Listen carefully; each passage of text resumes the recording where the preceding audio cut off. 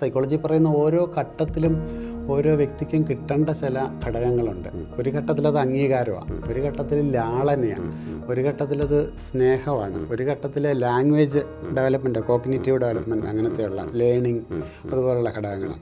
അപ്പോൾ ഈ ഏതെങ്കിലും ഘട്ടത്തിൽ ഏതെങ്കിലും ഭാഗങ്ങൾ കിട്ടാതെ വന്നാൽ അതൊരു ശൂന്യതയായിട്ട് നിൽക്കും. ജ്യോതിഷന്മാരും സൈക്കോളജിസ്റ്റ് ആണോ, അല്ലെങ്കിൽ സൈക്കോളജി പഠിക്കേണ്ട ആവശ്യമുണ്ടോ എന്നൊരു ടോപ്പിക്കിലാണ് നമ്മൾ സംസാരിക്കുന്നത്. ഇന്ത്യയിലെ വളരെ 2 പരമോന്നത ബഹുമതി നേടിയ ഇൻ്റർനാഷണൽ കൺസൾട്ടൻറ്റും പ്രശസ്ത സൈക്കോളജിസ്റ്റും എഴുത്തുകാരനുമായ ഡോക്ടർ സെബിൻ എസ് കൊട്ടാരം. സർ, ABC-യിലേക്ക് സ്വാഗതം. നമസ്കാരം. നമസ്കാരം. നമ്മളിന്ന് സംസാരിക്കുന്നത് ഈ സാധാരണ രീതിയിൽ ജ്യോതിഷന്മാരാണ് ഏറ്റവും കൂടുതൽ ഒരു ജാതകം അല്ലെങ്കിൽ ഗ്രഹസ്ഥിതി വിശകലനം ചെയ്യുന്ന സമയത്ത് ജനിക്കുന്ന കുട്ടിക്ക് മാനസികമായിട്ടുള്ള എന്തെങ്കിലും സ്റ്റെബിലിറ്റി ഇല്ലായ്മയുണ്ടോ, അല്ലെങ്കിൽ മാനസിക പ്രശ്നങ്ങൾ വരാനുള്ള ചാൻസ് ഉണ്ടോ എന്ന് അവർക്ക് പൂർണ്ണമായിട്ടും പ്രെഡിക്റ്റ് ചെയ്യാൻ പറ്റും ആ ഗ്രഹത്തിൻ്റെ സ്വാധീനം വച്ചിട്ട്. ഒരു ഏജ് കഴിയുമ്പോൾ ഇവർക്ക് പാരൻസിനെ ഗൈഡ് ചെയ്യാം. അപ്പോൾ ഒരു സൈക്കോളജിസ്റ്റ് എന്ന നിലയിൽ ഈ കുട്ടികളുടെ മനഃശാസ്ത്രം ഒന്ന് വിശദീകരിക്കാമോ? തീർച്ചയായിട്ടും. കുട്ടികൾ അവരാദ്യം മോഡൽ ചെയ്യുന്നത് തന്നെ അവരുടെ ചുറ്റുമുള്ള ആളുകളെയാണ്. അപ്പോൾ ചെറിയ പ്രായത്തിൽ അവർ കേൾക്കുന്നത്, കാണുന്നത് എല്ലാം അവരുടെ ജീവിതത്തിൽ സ്വാധീനിക്കുന്നുണ്ട്. അതുകൊണ്ടാണ് വളർച്ചയുടെ ആദ്യ കാലഘട്ടങ്ങൾ എന്ന് പറഞ്ഞാൽ ഏറ്റവും പ്രധാനപ്പെട്ടതാണ്. അപ്പോൾ ആ സമയത്ത് ഇപ്പം നെഗ്ലക്റ്റഡ് ആയിട്ട് വളരുന്ന ഒരു കുട്ടി ഭാവിയിൽ ചിലപ്പം അവർക്ക് സാഡിസ്റ്റിക് പേഴ്സണാലിറ്റി ഡിസോർഡർ പോലുള്ള പ്രശ്നങ്ങൾ ഉണ്ടാകാൻ സാധ്യതയുണ്ട്. അപ്പം ചെറിയ പ്രായത്തിൽ അവർ നേരിടുന്ന പ്രശ്നങ്ങൾ, അതുകൊണ്ടാണ് ചെറിയൊരു കുട്ടി അവരുടെ ഇപ്പം അമ്മയുടെ ഉദരത്തിലായിരിക്കുമ്പോൾ മുതലൊരു കുട്ടിയുടെ പേഴ്സണാലിറ്റി ഡെവലപ്പ് ചെയ്യുന്നതാണ് പറയാറുള്ളത്. അപ്പം അതുകൊണ്ട് തന്നെ ഒരു പേരൻറ്റിങ് സ്റ്റാർട്ട് ചെയ്യുന്നത് ഒരു കുട്ടി ജനിക്കുന്നതിന് മുൻപായിട്ടാണ്. അപ്പം ആ സമയത്ത് ഒരു അമ്മ നേരിടുന്ന പ്രശ്നങ്ങൾ, ഇപ്പം വൈകാരിക സംഘർഷങ്ങളായിരിക്കും, അത് തീർച്ചയായിട്ടും കുട്ടിയിലേക്കും വരും. അപ്പം അങ്ങനെ ഇപ്പം അതുകൊണ്ടാണ് ഇപ്പോൾ രാത്രിയിലൊക്കെ സാധാരണ പറയാറുണ്ട് ഗർഭിണികളോടൊക്കെ, രാത്രിയിലൊന്നും പുറത്തേക്ക് ചുമ്മാ ഇറങ്ങരുത്, വല്ലോ ചെടിയോ വാഴയോ അനങ്ങുന്ന കണ്ട പേടിച്ചിട്ട് ആ പേടി വന്നാൽ അത് ഉള്ളിലുള്ള കുട്ടിയിലേക്ക് വരും. അപ്പം അങ്ങനെ ജനിക്കുന്ന കുട്ടികൾക്ക് ഭാവിയിൽ ഫിയർ, ആൻസൈറ്റി അതുപോലുള്ള പ്രശ്നങ്ങളുണ്ട്. അപ്പം അതുകൊണ്ട് ഈ ഒരു കുട്ടി ജനിക്കുന്നതിന് മുമ്പ് തൊട്ട് തന്നെ ഒരു വിവാഹത്തിന് ശേഷം തന്നെ ആ കുട്ടിക്ക് വേണ്ടി പ്രാർത്ഥിച്ച് ഗർഭാവസ്ഥ ആ കാലഘട്ടം ഏറ്റവും സന്തോഷമായിട്ട്, അപ്പം ചെറിയ പ്രായത്തിൽ അതിന് കൊടുക്കേണ്ട ഘടകങ്ങളെല്ലാം കൊടുത്തുകൊണ്ട്, കാരണം ചെറിയ പ്രായത്തിൽ കുട്ടിക്ക് ഏറ്റവും അധികം വേണ്ടത് കെയറിങ്.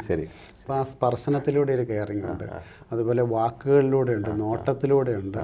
അപ്പം ആ വാക്കുകൾ വളരെ പോസിറ്റീവായിട്ടുള്ള വാക്കുകൾ, സാഹചര്യങ്ങൾ, കുടുംബ അന്തരീക്ഷം, അപ്പം മാതാപിതാക്കൾ തമ്മിലുള്ള സൗഹൃദപരമായിട്ടുള്ള ജീവിതം, അതെല്ലാം കുട്ടിയുടെ ആ വളർച്ചയെ സ്വാധീനിക്കുന്നതാണ്, അവരുടെ വ്യക്തിത്വം രൂപപ്പെടാൻ സ്വാധീനിക്കുന്നതാണ്. അപ്പം അതുകൊണ്ട് തന്നെ ഓരോ ഘട്ടത്തിലും നമ്മൾ കൊടുക്കേണ്ട ഓരോ ഘടകങ്ങളുണ്ട്. ഇപ്പം ഓരോ സ്റ്റേജസ് ഓഫ് ഡെവലപ്മെൻറ്റിനെ കുറിച്ച് പറയുമ്പം പല സൈക്കോളജിസ്റ്റുകളുണ്ട്. സിഗ്മണ്ട് ഫ്രോയിഡ് ഉണ്ട്, അല്ലെങ്കിൽ എറിക് എറിക്സൺ ഉണ്ട്. അപ്പോൾ അവരെല്ലാം ഓരോ സ്റ്റേജസിലും ഓരോ വ്യക്തിക്കും വേണ്ട ഘടകങ്ങളെക്കുറിച്ച് പറയുന്നുണ്ട്. ഇപ്പോൾ ചെറിയ പ്രായത്തിൽ വേണ്ടത് കൂടുതലായിട്ട് ഏറ്റവും ആദ്യം അമ്മയുടെ മുലപ്പാൽ ആവശ്യമാണ്. അതിനുശേഷമുള്ളൊരു കാലഘട്ടത്തിൽ അതിന് വേണ്ട ടോയ്ലറ്റ് ട്രെയിനിങ് അങ്ങനെ പ്രോപ്പറായിട്ട് കൊടുക്കുന്നുണ്ട്. അത് കിട്ടാത്ത കുട്ടികൾ ഒരുപക്ഷെ പിന്നീട് അവരുടെ പേഴ്സണാലിറ്റി തന്നെ ഡിസോർഡറായിട്ട് വരാറുണ്ട്, വേണ്ട വിധത്തിൽ കാര്യങ്ങൾ ചെയ്യാനായിട്ട് മനസ്സിലാക്കാതെയൊക്കെ ഭാവിയിലേക്ക്. അപ്പം അഡോളസൻസിലാണ് കുട്ടികൾക്ക് കൂടുതലായിട്ട് അതൊരു ഐഡൻറ്റിറ്റി ക്രൈസിസിൻ്റെ പീരീഡാണ്. കാരണം നമ്മളിപ്പോൾ ഒരു കൗമാരക്കാരായ കുട്ടി, അവർ കുട്ടിയാണോ എന്ന് ചോദിച്ചാൽ പലർക്കും കൺഫ്യൂഷനാണ്. ഇപ്പോൾ ഞാൻ നമ്മുടെ പല ട്രെയിനിങ്ങുകളിലും ചോദിക്കാറുണ്ട്, നിങ്ങൾ കുട്ടികളാണോ? അപ്പോൾ അവർ കുട്ടികൾ കൈവെക്കാൻ പറഞ്ഞാൽ പലരും കൈവെക്കാറില്ല, ആരും തന്നെ കൈവെക്കാറില്ല, അധികം പേര്, വളരെ കുറച്ച് പേര്. ഇനി നിങ്ങൾ മുതിർന്നവരാണെന്ന് ചോദിച്ചാൽ അവിടെയും ആരും കൈവെക്കാറില്ല. അപ്പോൾ അവർക്ക് തന്നെ കൺഫ്യൂഷൻ, ഞങ്ങൾ കുട്ടിയാണോ മുതിർന്നതാണോ? അപ്പോൾ ശരിക്കും അതൊരു ട്രാൻസിഷൻ പീരീഡാണ്, ചൈൽഡ്ഹുഡിൽ നിന്ന് അഡൽട്ട്ഹുഡിലേക്ക്. അപ്പം ഞങ്ങൾ ആരാ, ഞാൻ ആരാ, ഹു ആമൈ, ആ ഒരു ഐഡൻറ്റിറ്റി ക്രൈസിസ് അനുഭവിക്കുന്ന പീരീഡാണ് ഈ അഡോളസൻസ്. അപ്പോൾ അതുകൊണ്ട് തന്നെ അവർക്ക് സെക്ഷലായിട്ടുള്ള ഹോർമോൺസിൻ്റെ ഡെവലപ്മെൻറ്റ്സ് ഉണ്ട്. ഒപ്പം തന്നെ അവരിൽ സംശയങ്ങളുണ്ട്, ഏതാണ് ശരി ഏതാണ് തെറ്റ്, ഈ ഒരു കൺഫ്യൂഷനുണ്ട്. അതുകൊണ്ടാണ് ഏറ്റവും കൂടുതൽ ലോകത്ത് ടെററിസ്റ്റുകളെ റിക്രൂട്ട് ചെയ്യുന്ന ഏജും ഈ അഡോളസൻ്റാണ്.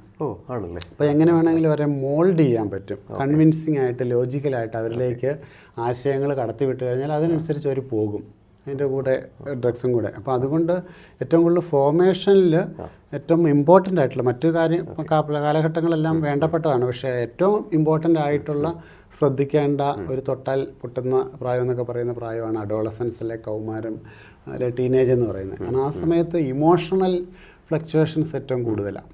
ഓക്കെ. കാരണം അവർക്ക് ദേഷ്യം വന്നാൽ ഭയങ്കര ദേഷ്യം, സങ്കടം വന്നാൽ ഭയങ്കര സങ്കടം. അപ്പോൾ അത് അഡ്രസ്സ് ചെയ്യേണ്ടതുണ്ട്. അപ്പോൾ അവരെ മനസ്സിലാക്കാനായിട്ട് സാധിക്കേണ്ടതുണ്ട്. അപ്പോൾ അങ്ങനെ ശരിയായ രീതിയിൽ ആ കുട്ടിയുടെ വളർച്ചയിൽ നമ്മൾ സ്വാധീനം ചെലുത്തി കഴിഞ്ഞാൽ, അപ്പോൾ അതിനകത്ത് പേരൻസിന് വലിയ റോളുണ്ട്. പേരൻസ് കാഴ്ചക്കാരല്ല, അവർ സജീവമായിട്ട് അവരെ മനസ്സിലാക്കി അവർക്കൊപ്പം സമയം ചെലവഴിച്ച് ഒരു ദിവസം ഒരു 10 മിനിറ്റെങ്കിലും 15 മിനിറ്റെങ്കിലും അവരോട് സംസാരിച്ച് അവരുടെ മുഖഭാവങ്ങൾ, ഇപ്പം പലർക്കും ഓരോരുത്തരും അവരുടേതായിട്ടുള്ള ലോകത്തായിട്ടിരിക്കുമ്പോൾ ഫോണിലായിരിക്കും, ലാപ്ടോപ്പിലായിരിക്കും, സോഷ്യൽ മീഡിയ, അവർക്ക് ജീവിത പങ്കാളിയുടെ ആകാം, അല്ലെങ്കിൽ മക്കളുടെ ആകാം, അവരുടെ മുഖഭാവങ്ങൾ പോലും കാണാൻ പറ്റുന്നില്ല. അപ്പോൾ അവരുടെ ഒരു ഭാവ വ്യത്യാസം തിരിച്ചറിയാൻ പറ്റുന്നില്ല.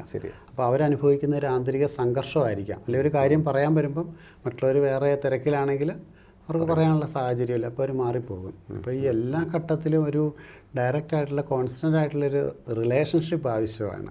അപ്പോൾ അത് അവരുടെ വ്യക്തിത്വ രൂപീകരണത്തിലും മുന്നോട്ടുള്ള പ്രായത്തിലും സഹായിക്കും. അതേസമയം ഇത്തരത്തിലുള്ള ഒരു ഇൻവോൾവ്മെൻറ്റ്, ഒരു കണക്ഷൻ ഇല്ലാതെ വളരുന്ന കുട്ടികൾക്കാണ് പലയിടത്തും വെച്ച് അവർക്കൊരു ശൂന്യത അനുഭവപ്പെടും. സൈക്കോളജി പറയുന്ന ഓരോ ഘട്ടത്തിലും ഓരോ വ്യക്തിക്കും കിട്ടേണ്ട ചില ഘടകങ്ങളുണ്ട്. ഒരു ഘട്ടത്തിലത് അംഗീകാരമാണ്, ഒരു ഘട്ടത്തിൽ ലാളനയാണ്, ഒരു ഘട്ടത്തിലത് സ്നേഹമാണ്, ഒരു ഘട്ടത്തിൽ ലാംഗ്വേജ് ഡെവലപ്മെൻറ്റ്, കോഗ്നിറ്റീവ് ഡെവലപ്മെൻറ്റ്, അങ്ങനത്തെയുള്ള ലേണിംഗ്, അതുപോലുള്ള ഘടകങ്ങളാണ്. അപ്പോൾ ഈ ഏതെങ്കിലും ഘട്ടത്തിൽ ഏതെങ്കിലും ഭാഗങ്ങൾ കിട്ടാതെ വന്നാൽ അതൊരു ശൂന്യതയായിട്ട് നിൽക്കും. അപ്പോൾ അത് അവരെത്ര പ്രായമായി കഴിഞ്ഞാലും ആ ശൂന്യത, ഇപ്പോൾ അംഗീകാരം കിട്ടേണ്ട പ്രായത്തിൽ കിട്ടാത്ത ഒരു കുട്ടിക്ക് എത്രയായാലും ഒരു അംഗീകാരത്തിന് വേണ്ടി അമിതമായിട്ട് ആഗ്രഹിക്കും. സ്നേഹം കിട്ടാതെ കിട്ടേണ്ട പ്രായത്തിൽ സ്നേഹം പരിലാളന കിട്ടാതെ വളരുന്ന ഒരു വ്യക്തി എത്ര പ്രായമായാലും അതിനുവേണ്ടി ആഗ്രഹിക്കും. അപ്പോൾ ചിലപ്പോൾ ചില ചതിക്കുഴികളിൽ പോകാറുണ്ട്. അപ്പോൾ സ്നേഹമാണെന്ന് തെറ്റിദ്ധരിച്ചുകൊണ്ട് മറ്റുള്ളവരുടെ ഒരു പെരുമാറ്റത്തിൽ ആകർഷമായിട്ട് അതിലേക്ക് പോകാറുണ്ട്. ഇപ്പോൾ എൻ്റെ അടുത്ത് വന്ന് കൗൺസിലിങ്ങിന് വന്നിട്ടുള്ള ഒരു കുട്ടിയാണ്. കേരളം ഒരു കാലത്ത് ഏറ്റവും അധികം ചർച്ച ചെയ്ത ഒരു കേസായിരുന്നു സൂര്യനെല്ലി കേസ്. അപ്പോൾ അതിലെ പെൺകുട്ടി തന്നെ ഒരു കൗമാരപ്രായത്തിൽ ബസ്സിൽ കണ്ട, ഇപ്പോൾ പേരൻസൊക്കെ വളരെ നല്ല ജോലിക്കാരും ഒക്കെ ആയിരുന്നു, ബസ്സിൽ കണ്ട ഒരു കിളി. അപ്പോൾ ആ വ്യക്തിയുടെ വാക്ക്, സംസാരം ഒക്കെ കണ്ടപ്പോഴത്തേന് അത് ശരിയാണെന്ന് തെറ്റിദ്ധരിച്ചു. കാരണം റോൾഡ് ഗോൾഡും വ്യത്യാസമുണ്ട്. റോൾഡ് ഗോൾഡിൻ്റെ ലക്ഷണം ഉണ്ടെന്നേ ഉള്ളൂ, പക്ഷേ ഗോൾഡല്ല. അപ്പോൾ അങ്ങനെ തെറ്റിദ്ധരിച്ചപ്പോൾ ആ വ്യക്തി വിളിച്ചപ്പോൾ ഒരു ദിവസം ആ വ്യക്തിയുടെ ഒപ്പം പോയി. ഒരു ചതിയായിരുന്നു. 40 ദിവസം 40-ലധികം പേർക്ക് കാഴ്ചവെച്ചു. അവസാനം ജീവിതം തന്നെ വലിയൊരു ക്രൈസിസിലേക്ക് വന്ന ഒരവസ്ഥ. പക്ഷേ അവിടെ നിന്നുകൊണ്ട് ആ പെൺകുട്ടി ജീവിതം ഇല്ലാതാക്കിയില്ല. ആ വ്യക്തി ഒരു തീരുമാനം തെറ്റിപ്പോയി, അതിൻ്റെ പേരിൽ ജീവിതം അവസാനിപ്പിക്കുകയല്ല, മറിച്ച് ജീവിതത്തോട് അതിജീവിതം എന്നുള്ളതിൽ പോരാടിക്കൊണ്ട് ഇന്നും ജീവിക്കുന്നുണ്ട്. അപ്പം ചിലപ്പോൾ ഈ തെറ്റിദ്ധരിക്കപ്പെടുന്ന ചില ഭാവങ്ങളായിരിക്കും അത് ശരിയാണെന്ന് ഓർത്തുകൊണ്ട് പോകുന്നത്. സ്നേഹമായിരിക്കാം, അല്ലെങ്കിൽ മറ്റേതെങ്കിലും വാഗ്ദാനമായിരിക്കാം. അപ്പോൾ അങ്ങനെ വരുമ്പോഴത്തേന് ശരിയായി അത് ചിലതിൻ്റെ ഒരു ഷോർട്ടേജാണ്. ഇപ്പോൾ നമ്മൾ ഈ മുറിയെല്ലാം അടച്ചിട്ടിട്ട് നമ്മൾ പെട്ടെന്ന് ജനലുകൾ തുറന്നു കഴിഞ്ഞാൽ കാറ്റകത്തേക്ക് ഇരച്ച് കയറും. കാരണം ഇവിടെ ജീവവായുവിൻ്റെ ഷോർട്ടേജാണ്. അപ്പോൾ അതുപോലെയാണ് ഏതെങ്കിലും ഘടകങ്ങൾ കിട്ടാത്ത ഒരവസ്ഥയിൽ അതിനുവേണ്ടി അമിതമായിട്ട് ആഹിക്കും. അതൊരു പക്ഷേ സ്നേഹമാകാം, അംഗീകാരമാകാം, സെക്ഷുവൽ ഡ്രൈവ്സ് ആകാം, മറ്റു പലതും ആകാം, ഈ സപ്രസ്ഡ് ആയിട്ടുള്ള മേഖലകൾ.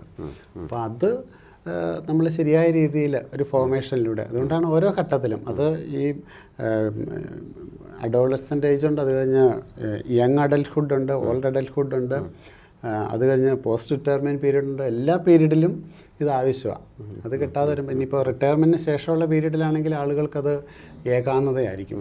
ഇപ്പോൾ എനിക്ക് പരിചയമുള്ള ഒരാൾ, അദ്ദേഹം ഒരു കോളേജിൽ പ്രൊഫസറാണ്. അപ്പോൾ എന്നോട് പറഞ്ഞിടാ 2 കൊല്ലം കൂടെ കഴിഞ്ഞ് ഞാൻ റിട്ടയർ ചെയ്യുക, അപ്പോൾ എന്ത് ചെയ്യണമെന്ന് അറിയത്തില്ല. എനിക്കാണെങ്കിൽ അങ്ങനെ എഴുതാനൊന്നും വലിയ കഴിവില്ല. എല്ലാവരും വല്ല റിസർച്ച് ആർട്ടിക്കിളൊക്കെ എഴുതി വേറെ സെൻട്രൽ ഗവൺമെൻറ്റിലൊക്കെ ആണെങ്കിൽ കുറച്ചും കൂടെ റിട്ടയർമെൻറ്റ് പീരീഡ് ഉണ്ട്, അങ്ങോട്ട് പോകാമായിരുന്നു. അപ്പോൾ പുള്ളിക്ക് ഭയങ്കര ഒരു ആൻസൈറ്റിയാണ്. കാരണം അതുവരെ സജീവമായിട്ടുള്ള ഒരു ലൈഫിൽ നിന്ന് പെട്ടെന്നൊരു ശൂന്യതയിലേക്ക് പോകുന്നു. എന്ത് ചെയ്യണമെന്ന് അറിയത്തില്ല. അപ്പോൾ മറ്റേതൊരു സിസ്റ്റമാറ്റിക് ഒരു ഓർഡർ ഉണ്ട്. രാവിലെ എഴുന്നേറ്റ് വലിയ ചതുർത്ഥി വെച്ച് റെഡിയായി ഓഫീസിൽ പോകുന്നു, വൈകിട്ട് ട്രെയിനിലോ കാറിലോ ഒക്കെ വരുന്ന, ട്രെയിനിലാണെങ്കിലും കൂട്ടുകാരുമായിട്ട് സംസാരിക്കുന്നു, ഒരു സോഷ്യലൈസേഷൻ ഉണ്ട്, തിരിച്ചു വൈകിട്ട് വരുന്നു, വീണ്ടും അങ്ങനെ പോകുന്നു.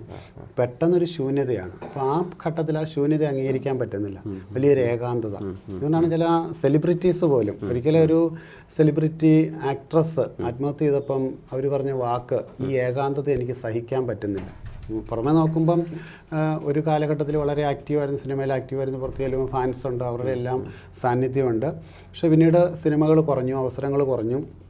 അങ്ങനെ വന്നപ്പോൾ ആ ഒരു ഫാൻസ് ഇല്ല, ആ ബഹളങ്ങളില്ല, തീരെ ഏകാന്തതയിലേക്ക് വരുന്നു. അവിടെ വന്നപ്പോഴത്തേനും ആ ഒറ്റപ്പെടൽ സഹിക്കാൻ പറ്റുന്നില്ല, അല്ലെ തന്നെ ആയിരിക്കുന്ന അവസ്ഥ മറ്റുള്ളവരോട് പറയാൻ പറ്റുന്നില്ല. കാരണം എല്ലാ വ്യക്തികൾക്കും അവരുടേതായിട്ടുള്ളൊരു സെൽഫ് എസ്റ്റീം അവർ കാത്തു സൂക്ഷിക്കുന്നുണ്ട്. അപ്പം ഞാൻ വളരെ വീക്കാണ്, ഞാൻ ആ പാടെ ശൂന്യതയിലാണ് നിൽക്കുന്നതെന്ന് ആരും പറയാൻ ആഗ്രഹിക്കുന്നില്ല. അപ്പോൾ പലരും ആ ഇമേജ് നിലനിർത്താൻ ശ്രമിക്കും. പക്ഷെ ആ ശ്രമത്തിൽ അവരല്ലാതെ മറ്റൊരു വ്യക്തിത്വമായിട്ട് നിൽക്കുമ്പോഴത്തേന് അതുണ്ടാക്കുന്ന വലിയൊരു സമ്മർദ്ദമുണ്ട്. അങ്ങനെ താങ്ങാൻ പറ്റാതെ ആ വ്യക്തി സൂയിസൈഡ് ചെയ്യുമായിരുന്നു. ദീപിക പദുക്കോൺ അടുത്ത കാലത്ത് ഡിപ്രഷനിലൂടെ സഞ്ചരിച്ച കാര്യം അവർ തുറന്നു പറഞ്ഞു. കാരണം വിഷാദാവസ്ഥയിലേക്ക്. കാരണം ലൈഫ് എന്ന് പറഞ്ഞാൽ പലപ്പോഴും പല ആൾക്കാരും എല്ലാ കാലഘട്ടവും ഒരുപോലെ ആയിരിക്കുകയില്ല. അപ്പോൾ ജീവിതത്തിൽ ട്രാൻസ്ഫോർമേഷൻസ് വരുന്നുണ്ട്, ചേഞ്ചസ് വരുന്നുണ്ട്. അപ്പോൾ ആയിരിക്കുന്ന അവസ്ഥയെ അംഗീകരിക്കാനും അതനുസരിച്ച് മുന്നോട്ട് പോകാനും സാധിക്കുന്നവർക്ക്, തയ്യാറാകുന്നവർക്ക് ആ ബുദ്ധിമുട്ട് വരത്തില്ല. പക്ഷേ ഒരു ചേഞ്ചസ് അതൊരു പക്ഷേ പ്രായത്തിൻ്റെതായിട്ടുള്ള ചേഞ്ചസ് ആകാം, സ്കിന്നിൻ്റെ ചേഞ്ചസ് ആകാം, ഹെയറിലെ ചേഞ്ചസ് ആകാം, ജോലിയിലെ ചേഞ്ചസ് ആകാം, സാമ്പത്തികമായിട്ടുള്ള ചേഞ്ചസ് ആകാം. ആ ചേഞ്ചസിനെ അതേ രീതിയിൽ സ്വീകരിച്ച് അത് അംഗീകരിച്ച് മുന്നോട്ട് പോകുന്നവർക്ക് പ്രശ്നമില്ല. ആ ചേഞ്ചസിനെ അംഗീകരിക്കാൻ പറ്റാതെ വരുമ്പോഴാണ് വലിയ രീതിയിലുള്ള ഒരു ശൂന്യതയിലേക്കോ അസ്വസ്ഥതയിലേക്കോ മാനസിക പ്രശ്നങ്ങളിലേക്കോ ഒക്കെ ആയിട്ട് ആൾക്കാർ പോകുന്നത്.